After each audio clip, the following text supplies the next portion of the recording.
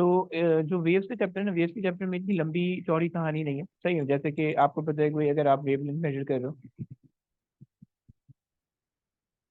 सही है, सो वेवलेंथ आपके पास किसमें होगी, मीटर्स के अंदर होगी, सही है। फॉर्मूला आप कोई भी लगा लो, वेवलेंथ इटसेल्फ जो है ना वो डिस्टेंस को कहते हैं आप, सही है।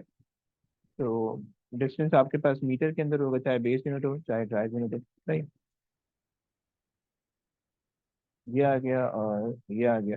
इसी तरीके से अगर आपके पास फ्रीक्वेंसी है, फ्रीक्वेंसी में शायद थोड़ा सा कंफ्यूजन हो जाए, लेकिन प्लीज इसको थोड़ा सा कर लेना। फ्रीक्वेंसी, सही है। फ्रीक्वेंसी आपके पास होता है जो फॉर्मूला होता है, अगर आप उसको टाइम से बेसिकली हम रिलेट करते हैं, सही है। तो फ्रीक्वेंसी इज इक्वल टू 1/टाइम, 1/टाइम, राइट। और जो ड्राइव यूनिट होता है उसका हर्ट्ज होता है, सही है, एच, साइंटिस्ट का नाम से। और जो बेस यूनिट होते हैं वो हमारे पास होता है पर सेकंड, सही है। स्पीड आपको पता है इसके अंदर, सही, ये तीन फॉर्मूले, ये तीन चीजें आपके पास इसके अंदर आती हैं चैप्टर के अंदर बस। और इसके बाद जो है हमारे पास आ जाते हैं इलेक्ट्रिसिटी वाला चैप्टर, राइट। अच्छा, इलेक्ट्रिसिटी वाले चैप्टर का सीन ये है कि अगर हम इलेक्ट्रिसिटी वाले चैप्टर की बात करें तो सबसे पहले हमारे पास आता है चार्ज। चार्ज हमारे पास होता है, अच्छा देखो, तुम्हें यह पता होना चाहिए कि एम्पेयर जो था वो हमारे पास, करंट जो था वो एम्पेयर में था और वो बेस क्वांटिटी के अंदर थी, सही है। टाइम भी हमारे पास बेस क्वांटिटी के अंदर था। तो अब अगर हम इसको चार्ज को लेकर बात करें तो चार्ज हमारे पास आ रहा है, सही है। फॉर्मूला हमारे पास होता था Q = IT, सही है। और क्यू, अच्छा अगर इसका यूनिट आप बोलो तो यूनिट हमारे पास इसका होता है ड्राइव यूनिट कूलम्स। और बेस यूनिट हमारे पास होता है, अच्छा कूलम को रिप्रेजेंट करते हैं सी से, कैपिटल सी से। और बेस यूनिट हमारे पास होता है अच्छा इसका फॉर्मूला अगर आप देखो तो एम्पेयर और सेकंड है, सही है। तो बेस यूनिट आपके पास आ जाएगा एम्पेयर सेकंड ए एस वाला, सही है। कैपिटल ए होगा और एस स्मॉल होगा, सही है। अच्छा उसके बाद जो है ना हमारे पास दूसरी चीज आती है पोटेंशियल डिफरेंस, सही है।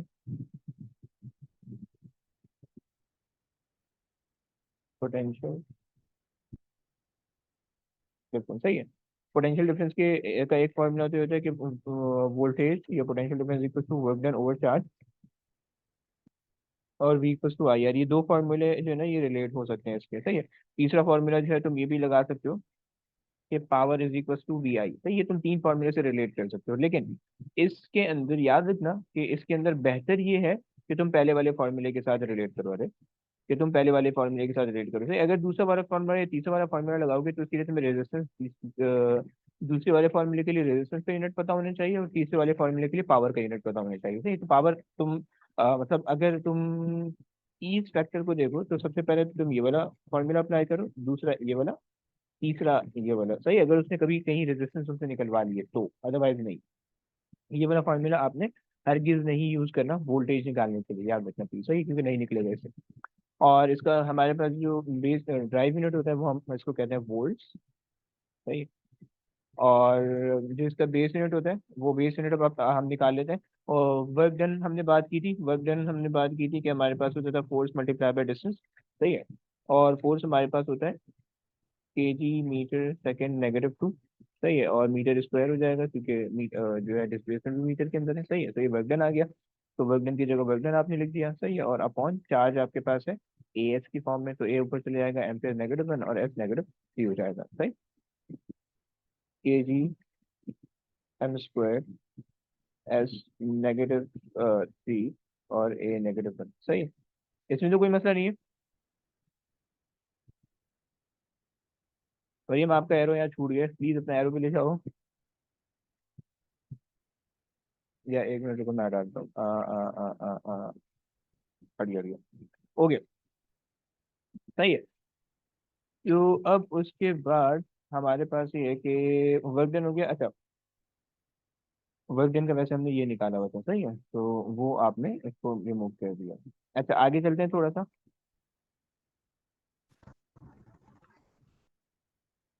पोटेंशियल डिफरेंस के बाद जो है ना हमारे पास आता है रेजिस्टेंस, सही है। तो उसको हम ले लेते हैं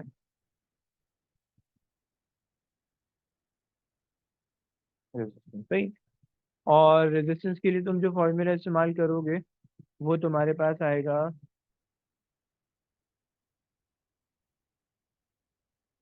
V = IR, सही है। और अगर जो है इसका तुम वो निकालना चाहो, क्या बोलते हैं, बेस यूनिट और ड्राइव यूनिट, तो ये होता है ओम्स के अंदर, सही है। और अच्छा, और उसके बाद जो है अच्छा, तो ये आपके पास हो गया इसका ड्राइव यूनिट। बेस यूनिट अगर आप निकालना चाहो तो बेस यूनिट के लिए आप क्या करोगे, अब देखो इसके लिए जो फॉर्मूला लगाओगे वो ओम्स लॉ लगा लोगे, सही। ओम्स लॉ जो है उससे रेजिस्टेंस का यूनिट आपसे आसानी से आ जाएगा। तो अगर आप देखो V equals to I R, V equals to I R आपने लगा दिया, सही है, आई आर। और आपके पास जो है ना वोल्टेज आपको पता है, अभी आपने ऊपर लगाया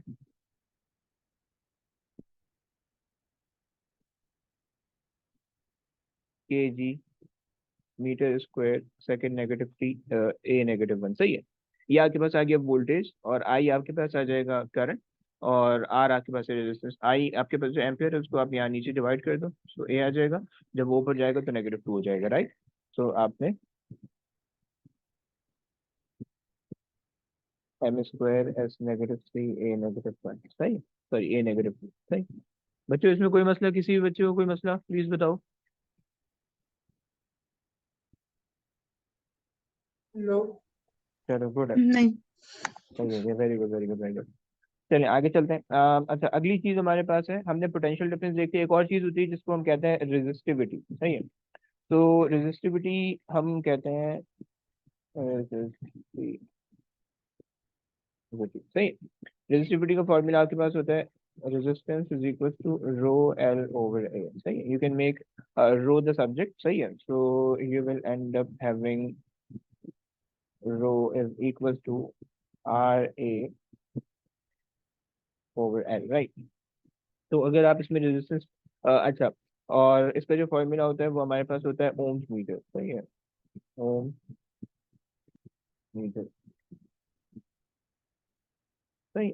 और अगर आप इसका ड्राइव यूनिट निकालो तो ओम आपको पता है, ऊपर आपने निकाला है तो वही आ जाएगा आपके पास, K G metre square second negative three, और ए नेगेटिव टू, सही है। और साथ में एक अदद मीटर है, सही है। तो आपने एक अदद मीटर लिख दिया तो मीटर मीटर ऐड हो जाएंगे तो क्या बन जाएगा, मीटर क्यूब बन जाएगा, सही है। तो आपने इसको कर दिया मीटर क्यूब, राइट। ये आगे बस हो गया।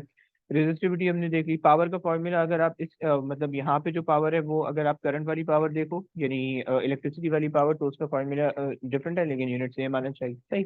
अच्छा, फिर उसके बाद अगर हम थोड़ा और आगे चलें तो इसके अंदर इस फॉर्मूले में एक और चीज आती है, एक फॉर्मूला होता है, सही है, जिसको हम कहते हैं नंबर डेंसिटी ऑफ चार्ज के लिए, सही है, नंबर डेंसिटी ऑफ चार्ज, या फ्री इलेक्ट्रॉन कह देते हैं, फ्री इलेक्ट्रॉन, सही।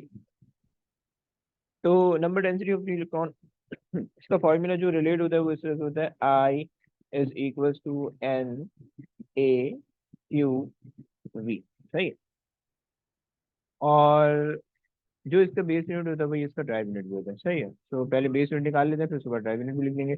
अच्छा, इसमें जो एन है ना, ये बेसिकली जो है ना, ये हमारा हीरो है, सही है, हमने सारा काम इसको लेके करना है। तो अगर आप इसको देखो तो एम्पियर आपके पास करंट है, सही है, या हम पहले अलग कर लेते हैं, I over A Q V is equal to N, सही है। सो आई हमारे पास आ गया एम्पियर के अंदर, ए हमारे पास एरिया मीटर स्क्वायर के अंदर हो जाएगा, क्यू हमारे पास चार्ज है ए एस के अंदर हो जाएगा, और वी हमारे पास वो है वेलोसिटी है मीटर्स पर सेकंड हो जाएगी, सही। तो ए से ए कैंसिल कर दो, एस से ये वाला एस कैंसिल कर दो, तो आपके पास क्या बचेगा, पर मीटर क्यूब, राइट। और अगर आप देख सकते हो कि नंबर डेंसिटी है, डेंसिटी का मतलब, अच्छा, नंबर का मतलब है कि it's not mass upon volume, it's basically some number upon volume, right. So some number, number is constant, तो उसका कोई यूनिट नहीं होगा, वॉल्यूम आपके पास मीटर क्यूब के अंदर आता है तो मीटर क्यूब आ गया, राइट। तो यहाँ पे आपने लिख दिया मीटर क्यूब नेगेटिव में, और यहाँ पे भी आपने मीटर क्यूब नेगेटिव में लिख दिया, सही है। चलो जनाब, ये आपके पास हो गया। और ऐसे इस चैप्टर के अंदर रेजिस्टेंस रेसिस्टिविटी नहीं, कुछ नहीं आता, सही है। या अगर कुछ आता होगा तो वो हम बाद में देख लेंगे, सही है। तो फिलहाल मेरे ध्यान में इतना ही आया था, तो वो सारी चीजें मैंने तुम लोग को बता दी, सही है। अच्छा, एक छोटा सा क्वेश्चन मैं जल्दी से तुम लोग को करने दे रहा हूँ, सही है, जरा उसको निपटाओ और उसके बाद जो है ना फिर आगे चलते हैं। और ये वाला चैप्टर, ये वाला पार्ट जो है ना, ये तो पूरा मुकम्मल हो चुका है। अब इसके बाद जो है ना स्केलर वेक्टर हमने समझना है, सही है। कल हमने इसके अच्छे खासे क्वेश्चन कर लिए थे, तो मैं मजीद तुम लोग को तंग नहीं करूंगा उससे। और अच्छा जी, ओके, सही है। सो मेरे पास क्वेश्चन है कि अगर मेरे पास ये लिखा हुआ है F E is equals to K Q Q over R square. सही है।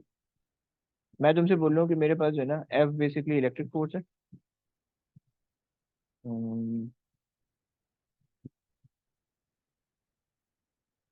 Electric force. सही है। और क्यू मेरे पास जो है ना वो चार्जेस है। सही है। और मेरे पास जो है ना आर मेरे पास सेपरेशन है। सो सर वो क्यू स्क्वायर नहीं हो जाएगा? यस। सही है। तो आपने मुझे जो है ना आप लोग ने मुझे के का यूनिट निकाल के देना है। सही है। जल्दी से उसको सॉल्व करो, सेंड करो मुझे, उसके बाद आगे चलते हैं। 2 मिनट का टाइम दे रहा हूँ, जल्दी से निकालो, उसके बाद जो है ना फिर हम आगे चलेंगे इसके लेकर।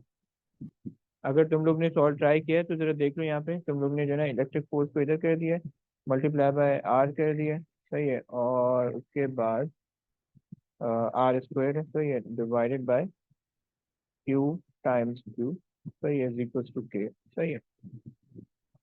तो आपने, गुड, बेहतरीन। तो आपने जो है ना फोर्स की जगह रख दिया के जी एम एस -2। एमन और मरियम आप लोग कहाँ रह गए? ओए होए, एमन कहाँ गया? बेहतरीन यार। एमन वेरी गुड, बिल्कुल सही किया आपने। एक और सिंप्लीफिकेशन होगी, एक और स्टेप होगा, और उससे जो ना आपका आंसर आ जाएगा। Very good. सही है। सो ये आ गया और आर आ गया मीटर स्क्वायर। सही है। और आपने नीचे रख दिया ए एस। सही है। और ए एस। सही। और मरियम आप कहाँ रह गई? सर मैंने भेज दिया। है, अरे पहुंचे पहुंचे। बेहतरीन यार, मरियम ने भी टाइप किया। Very good. सही, चलो ओके। तो फर्दर इसको सिंप्लीफाई करोगे तो ये मीटर है, मीटर मीटर क्यूब हो जाएगा। सही है। मीटर क्यूब कर दिया, एस -2 कर दिया आपने। दोनों ए ऊपर मूव करोगे तो दोनों ए आपके पास ए -2 हो जाएंगे, और जब ये दोनों एस एस को ऊपर मूव करोगे तो एस भी -2 हो जाएगा। एस यहाँ पे भी -2 है, यहाँ पे भी -2 है, कैंसिल मत कर देना प्लीज। ये -4 हो जाएगा। सही है। मीटर क्यूब एस -4 और ए -2। सही है। तो ये तुम्हारे पास आंसर आ जाएगा। एमएल समझ पाई हो? एमएल प्लीज बोलो। मेरे ख्याल से समझ पाएंगे, मैंने बहुत कोशिश की लेकिन आवाज यहाँ तक पहुंचनी जरूरी है। अच्छा जी, चलो। यहाँ तक जो है हमारा जो काम था वो हमारे पास जो है ना बेस क्वांटिटीज का काम था, वो सारी चीजें मुकम्मल हो गई। सही है। अच्छा, इसके बाद जो है ना एक छोटा सा काम और भी आता है बीच में, जिसको हम कहते हैं प्रीफिक्सेस। सही है। यहाँ पे बहुत ज्यादा इस्तेमाल होंगे, तो एक ही तरीके से याद रख लो, आसान हो जाएगी जिंदगी। तो तो प्रीफिक्सेस का सीन ये है कि मतलब जो है ना जो पावर्स आपके पास होती हैं उनको आपने किस तरीके से हैंडल करना होता है। यानी किसी भी क्वांटिटी के साथ अगर कोई आपने किलो लगाया हुआ है, मेगा लगाया हुआ है, गीगा लगाया हुआ है, तो उस चीज़ को आपने कैसे हैंडल करना है। सही है। सो वो चीज़ मैं बताने लगा हूँ। छोटी सी चीज़ है, उस पर थोड़ा सा टाइम वेस्ट करते हैं, फिर आगे चलते हैं।